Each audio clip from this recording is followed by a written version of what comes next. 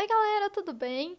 Então, esse aqui é o nosso primeiro vídeo da série OpenCV mais Python e também o primeiro vídeo aqui no canal do YouTube. Pra quem me segue lá no Instagram sabe que mais ou menos no final de junho eu falei que eu estava pensando sobre a criação desse canal no YouTube, porque eu acho que ia ser uma forma muito mais didática de passar esse conteúdo de visão computacional que eu passo lá pra vocês. Então aqui a gente vai ter tutoriais, a gente vai ter realmente um conteúdo mais extenso e não só apenas 10 páginas de post, como a gente faz lá.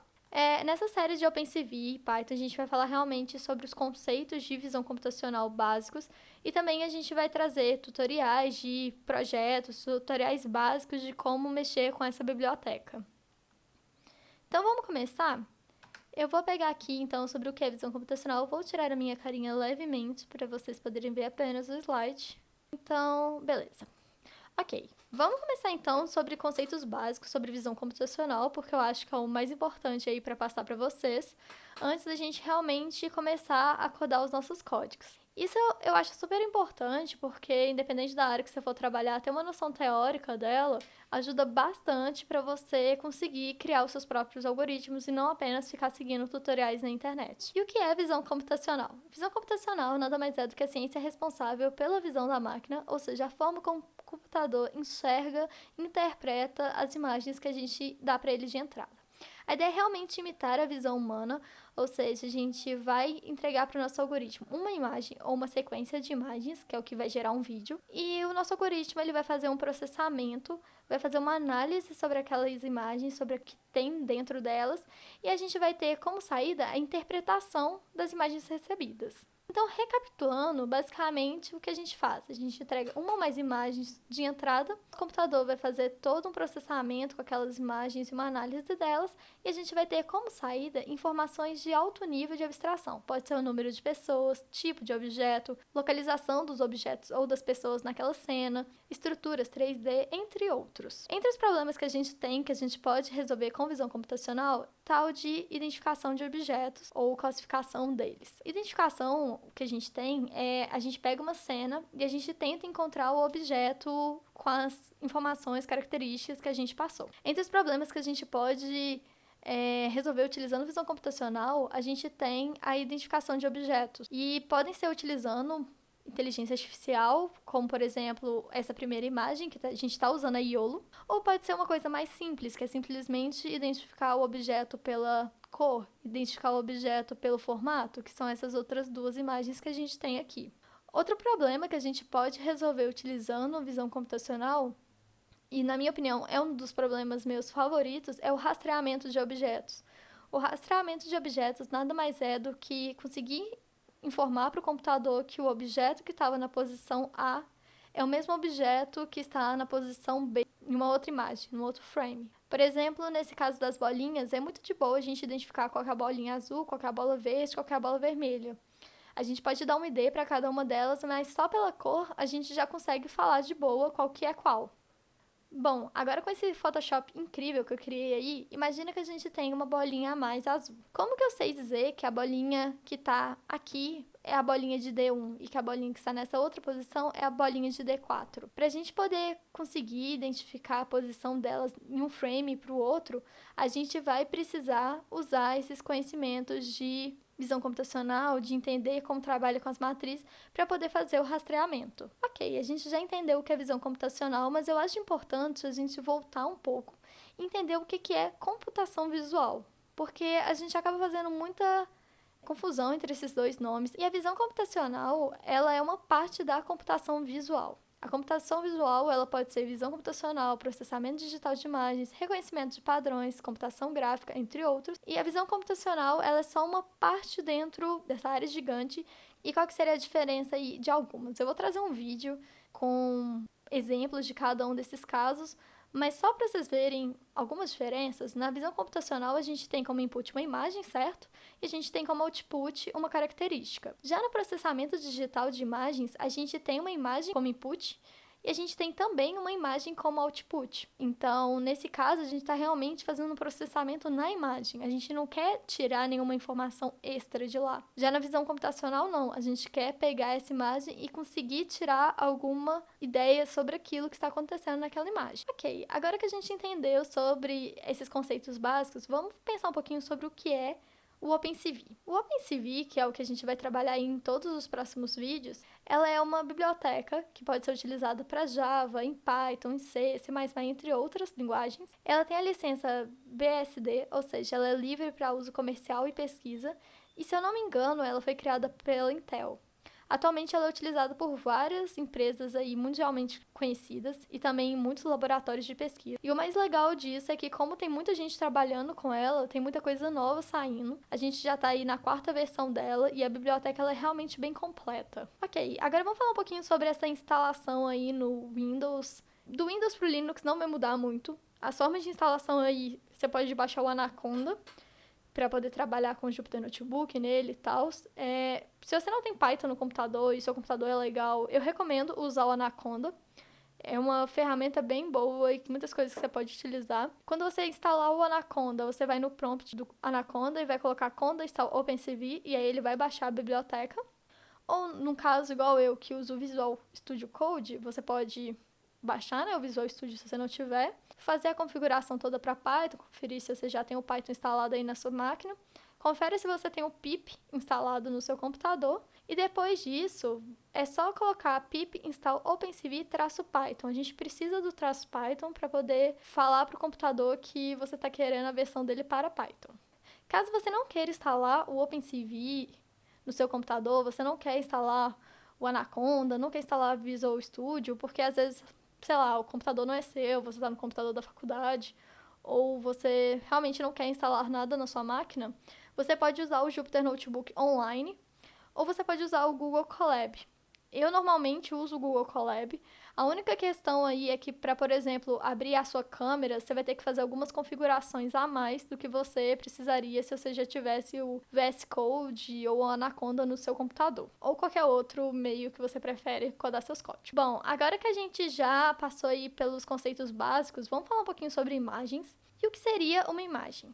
Bom, quando a gente está trabalhando com imagens em escalas de cinza ou a gente está trabalhando com imagens preto e branco, o que a gente tem é uma matriz unidimensional. Toda imagem no nosso computador, ela é uma matriz. O que vai depender se ela é unidimensional ou não é a forma como essa imagem aparece. Então, em escala de cinza ou preto e branco, ela é unidimensional. E o que acontece? A gente tem os valores de 0 a 255 normalmente para as nossas imagens, onde o 255 corresponde à cor branca e o nosso 0 corresponde ao preto. Qualquer valor entre o 0 e o 255 vai corresponder a um cinza, nessa imagem aí de escala de cinza, tá vendo? Então, por exemplo, nesse cantinho daqui, a gente tem uma imagem, um branco muito forte. Quando a gente olha aqui nessa outra matriz, a gente consegue ver que ele tem o valor 255. Já nessa região aqui, a gente tem um preto muito forte, comparado ao cinza que a gente tem ao redor da imagem. Quando a gente olha aqui, a gente consegue ver que eles têm um valor 0.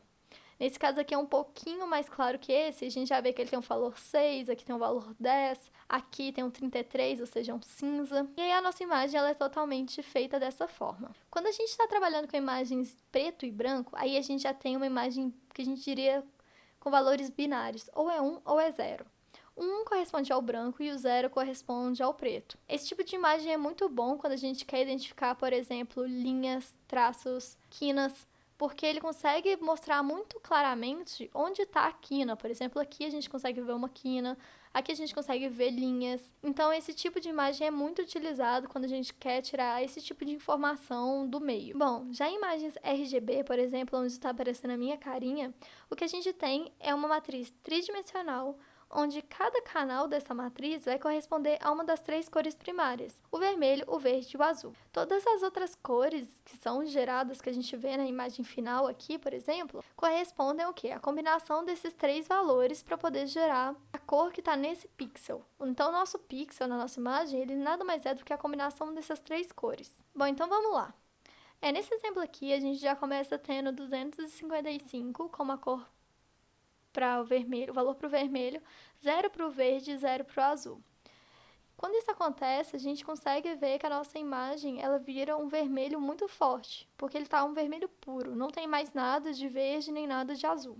Se a gente fizer a mesma coisa para o verde, ou seja, colocar 0 aqui, colocar 255, a gente vai ter o verde absoluto, né? O verde mais forte e puro. Agora, se a gente quiser, por exemplo, ter a cor preta, o que seria o preto? O preto nada mais é do que a ausência de todas as cores. Então, se eu colocar 000, eu vou ter o preto. Se eu quiser o branco, por outro lado, eu vou colocar o valor máximo de todos os elementos, porque o branco, ele é a combinação de todos. Ok, e se eu quiser um cinza? Bom, o cinza, ele é gerado quando a gente coloca os mesmos valores para os três. Então, nesse caso, a gente tem o cinza, onde o nosso vermelho, o verde e o azul, eles têm o valor 100. Se a gente quiser um cinza escuro, a gente pode colocar ele mais próximo do preto. Então, deixa eu colocar aqui, na verdade, 10 para todos. 10, 10 e 10. Parece um preto, né? Deixa eu colocar um valor um pouquinho mais longe. 30, 30, 30 e 30. Ok, isso não tá muito parecendo um preto, é mais um cinza. Agora, se a gente quiser uma cor muito próxima do branco, um cinza mais claro, a gente pode colocar 230. E a gente tem essa cor aqui que parece até com o fundo da nossa tela. Bom, isso aí é a ideia geral das nossas imagens. Deixa eu voltar aqui para os slides. Agora a gente vai aqui para a parte de código. Eu vou abrir o Visual Studio e aí a gente vai começar a codar alguns códigos bem simples. Bom, então vamos começar nosso código aqui. A primeira coisa que já está aqui pronta até é importar as bibliotecas. Importar a biblioteca CV2 e eu também vou usar a biblioteca Matplotlib para poder plotar aqui as imagens para vocês compararem dos dois jeitos. Então, o que eu vou fazer? Eu vou criar uma variável chamada imagem e ela vai receber a imagem que eu tenho no meu computador. Como que a gente faz isso? A gente vai colocar CV2.imRead e a gente passa como parâmetro para a função a localização da nossa imagem. Como a minha não está dentro de nenhuma pasta, eu não tenho que colocar barra ou ponto barra, nada disso. Eu posso colocar simplesmente imagem1.png, porque ela está junto com o meu código, tá vendo? Bom, agora eu vou apresentar essa minha imagem na tela e para isso eu vou usar a função imShow do OpenCV e para ela tem dois parâmetros. Como que eu faço? Agora eu vou passar o nome da minha janela que eu vou abrir, então tipo imagem. E o meu segundo parâmetro é a minha variável. Então, vou colocar aqui imagem. Quando a gente olha assim, a gente acha que ia funcionar certíssimo. Mas agora, o que eu preciso? Eu preciso colocar um cv2.waitKey. Porque ele vai me falar quanto tempo eu vou esperar com essa janela aberta. Eu vou colocar o valor 0, porque ele considera como padrão. Se o valor for 0, que ele vai continuar com essa janela aberta para sempre. Depois disso, eu vou colocar um cv2.destroy ao Windows, simplesmente para depois poder fechar tudo. Então, vamos testar aqui. Ah, tá. Eu esqueci que tem que ser letra maiúscula. Foi mal, galera. Coloco o valor 0 aqui. Então, vamos ver. Bom, ele abriu a minha imagem. Eu tinha feito meu AutoCAD, mas tá vendo que ela tá, tipo, muito grande? A gente vai tratar isso agora. Então, deixa eu fechar e vamos lá. Bom, o que eu vou fazer aqui? Eu vou precisar pegar a altura e a largura da minha imagem e fazer um resize nela. Então, vamos pegar aqui um código que eu já tenho para mostrar para vocês.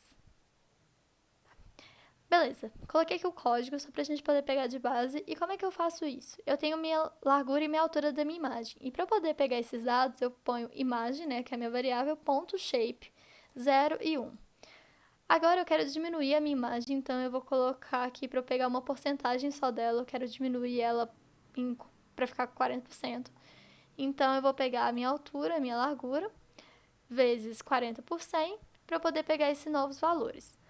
Eu vou criar essa variável aqui chamada dim, simplesmente para poder salvar esses novos valores de largura e altura para eu poder usar na próxima função que eu vou colocar aqui, que é o resize. E como é que eu vou fazer isso? Eu vou colocar a imagem, .resize, vou colocar a imagem reduzida, igual cv2.resize. E aí, quais são os parâmetros que eu vou colocar aqui dentro? Eu ponho primeiro a minha imagem, minha variável atual. Vou colocar as minhas dimensões e vou colocar, por fim, a minha interpolação. Tipo, como que eu quero trabalhar com essa imagem. Existem várias formas de fazer esse resize, eu vou colocar isso futuramente aqui também, mas seria basicamente isso. E aí agora eu vou pegar essa minha imagem nova reduzida e vou apresentar ela na tela. Vamos ver o que vai dar. Veio pra cá, Tá vendo? Ela veio bem menor. É bom colocar a mesma proporção de largura e altura para não distorcer a imagem. Por exemplo, se eu colocasse a altura, a porcentagem de altura, 40, e colocasse porcentagem de largura, 60, e usasse esses valores agora aqui, vocês iam ver que eu ia dar uma distorção legal na minha imagem. Então, eita, tem que fechar aqui. Vamos lá. Tá vendo? Eu aumentei na largura em 60 e na altura eu só fiz uma redução de 40. Então, assim, ela deu uma distorção para os lados. Esse é um código bem simples, assim, mexendo com visão computacional, só abrindo a imagem. Agora, vamos imaginar que a gente quer pegar uma imagem cinza. Como a gente poderia fazer isso? Tem como converter, o que eu vou ensinar depois, mas a gente também pode simplesmente colocar um vírgula zero, e aí a gente vai passar essa flag zero aqui dentro. E o que ele considera? Ele já sabe que se tiver um zero aqui, é para ler a imagem e já converter ela para os valores de escala de cinza. Então, vai ser o que a gente vai fazer exatamente agora. Só coloquei ali. Então, a minha imagem já veio em tons de cinza. Beleza, o que mais eu queria mostrar para vocês? Vou tirar isso daqui e eu vou mostrar como que seria para plotar essa minha imagem usando o Matplotlib, não o Civ2. Porque lembra que eu falei que o Civ2, ele na real, ele não lê a imagem como RGB. Ele lê a imagem como BGR. E isso faz algumas alterações na imagem. Como ele lê desse jeito e ele trabalha com imagens no BGR, quando a gente visualiza pelo próprio Civ2, a gente vê a imagem numa boa, sem alteração de cores nem nada. Mas se a gente tentar plotar essa mesma imagem com o Matplotlib, a gente vai ver uma alteração. Então, eu vou colocar uma imagem reduzida. Depois disso, eu tenho que colocar plt.show. Vou deixar comentado esses outros aqui por enquanto, que a gente não vai trabalhar com eles. Então, vamos ver o que ele vai fazer com a minha imagem. Tá vendo que veio com as cores totalmente... Então, a gente vai arrumar isso. E pra gente poder arrumar, porque ele tá no BGR e não RGB, a gente precisa vir aqui, antes de mostrar essa imagem com Matplotlib, e fazer uma conversão de cores. E como é que a gente vai fazer? A gente vai colocar imagem RGB é igual civ2.convertColor. E aí dentro daqui a gente passa o quê? A gente passa primeiro a nossa imagem inicial. E agora a gente vai colocar o civ2.color. E qual que é a mudança que a gente quer? No caso, a gente está querendo de BGR para RGB. Então, BGR para RGB. Pronto. E agora a gente vai pegar essa nova imagem para mostrar aqui dentro. Vamos ver o que vai acontecer. Pronto, tá vendo? Agora ela veio com os valores certinho, a coloração certinha. Então é sempre importante usar essa funçãozinha aqui para poder converter, para poder mexer com o Matplotlib junto com o seu OpenCV. Agora que a gente já aprendeu a fazer a leitura, vamos fazer a escrita. Vou pegar o que tá aqui mesmo, só comentar esse finalzinho. Deixa eu pegar esse código e vamos criar um novo. Então deixa eu vir aqui para YouTube e vou adicionar um novo, escrita.py. O código não muda tanto. Deixa eu colocar aqui, eu quero continuar diminuindo a minha imagem, porque ela estava muito grande. Deixa eu só arrumar isso daqui, porque agora eu quero ela normal, né? Não quero ela distorcida. De minhas dimensões, minha imagem reduzida. Vou tirar isso daqui também, deixa eu deixar comentado aqui. Ok, eu quero agora salvar a minha nova imagem reduzida e eu quero salvar a minha nova imagem também em cinza. Então, o que eu faço? Assim como eu tenho imRead, eu tenho o imWrite. Então, eu ponho civ2.imWrite. E agora eu vou colocar primeiro o nome da minha file, o nome do arquivo que eu quero de saída. Então, no caso, eu vou colocar imagem cinza.png. E eu passo para ele qual que é a minha variável que eu vou salvar dentro desse meu arquivo. Então, eu vou querer a imagem reduzida. Então, vamos lá. Deixa eu fechar essa imagem que ficou aberta aqui. Ok, ele rodou. Ele realmente não era para exibir nada, mas ele gerou aqui no canto a minha nova imagem. Então, eu tinha essa imagem inicial. E agora, eu tenho como saída, imagem cinza.png, essa nova imagem em escala de cinza. Bom, galera... Esse era o código de hoje. Eu vou voltar aqui agora para o slide. Bom, galera, esse era o vídeo de hoje. Espero que vocês tenham gostado. Eu sei que ele ficou um pouco longo, porque tinha muita parte teórica.